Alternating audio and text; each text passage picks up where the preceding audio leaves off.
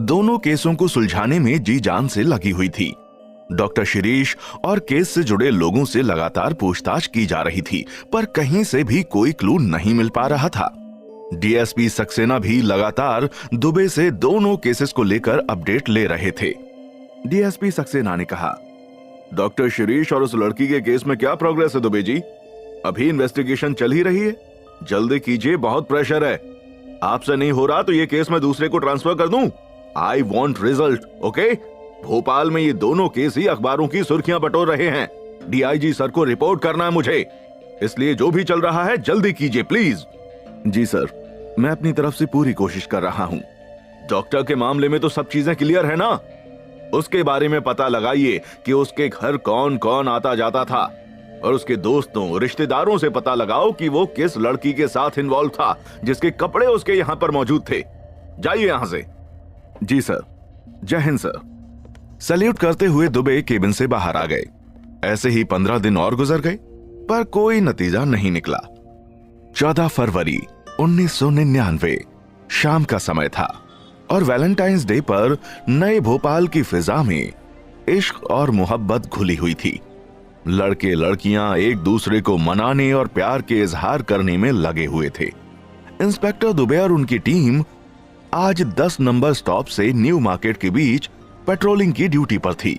Jeep से गश्त लगाते हुए इंस्पेक्टर दुबे ने सिकरवार से मजाक में कहा, सिकरवार जी, एक बात बताइए, आपने मनाया कभी ये वैलेंटाइंस डे?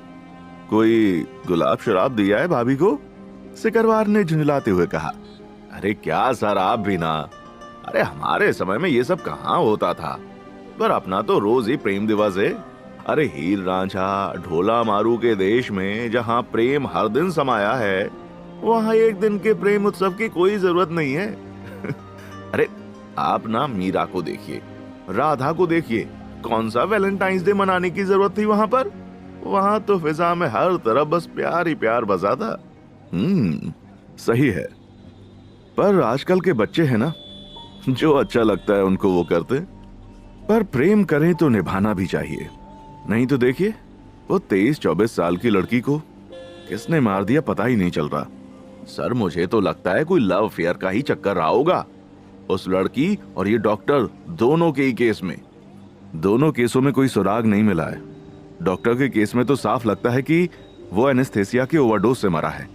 बोतल पर उसके अलावा किसी और के उंगलियों के निशान भी नहीं है।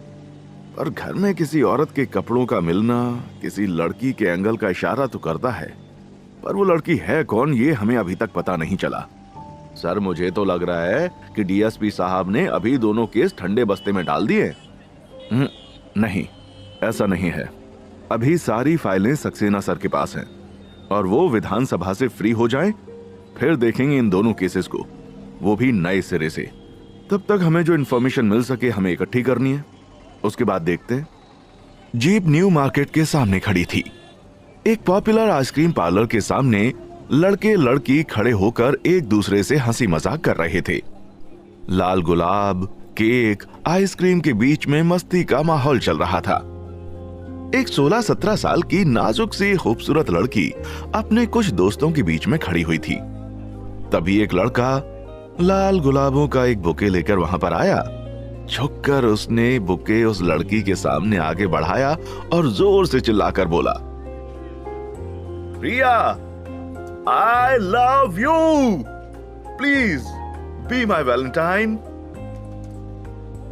रिया ने खिलखिलाकर हंसते हुए बुके ले लिया। उसके बॉयफ्रेंड ने आगे बढ़कर उसे गोद में उठा लिया और फिर दोनों ने एक दूसरे को किस किया। ऐसा होते हुए उनके दोस्त देख रहे थे और वो जोर से चिल्ला उठे, Bravo, happy Valentine's day, wow, congratulations. Jeep में बैठे इंस्पेक्टर दुबे और सिकरवार ये सब देख रहे थे। सिकरवार ने गुस्से से कहा, इसकी मां का, अरे कैसे चिपक रहे हैं ये दोनों? साला आजकल का प्यार, आज मिले कल लव हुआ, परसों बेड में और 5वें दिन अलग। और क्या कहते हैं उसको, ब्रेकअप सिकरवार जी, ब्रेकअप।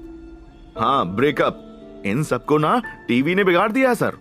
हमारे समय में टीवी पर कितने अच्छे सीरियल आते थे, रामायण, महाभारत, हमारे मोहल्ले में तो बस एक ही डॉक्टर के यहाँ पर टीवी था और पूरा मोहल्ला साथ बैठकर देखता था।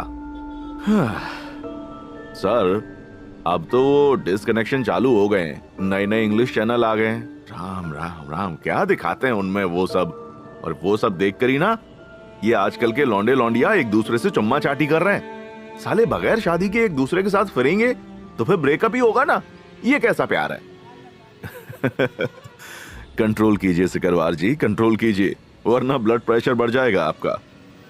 अरे नया समय है, देश तरक्की कर रहा है, नई चीजें आ रही हैं। देखिए मोबाइल फोन आ गए हैं। कभी सोचा था आपने कि हमारे वायरलेस का कोई तोड़ आ सकता है?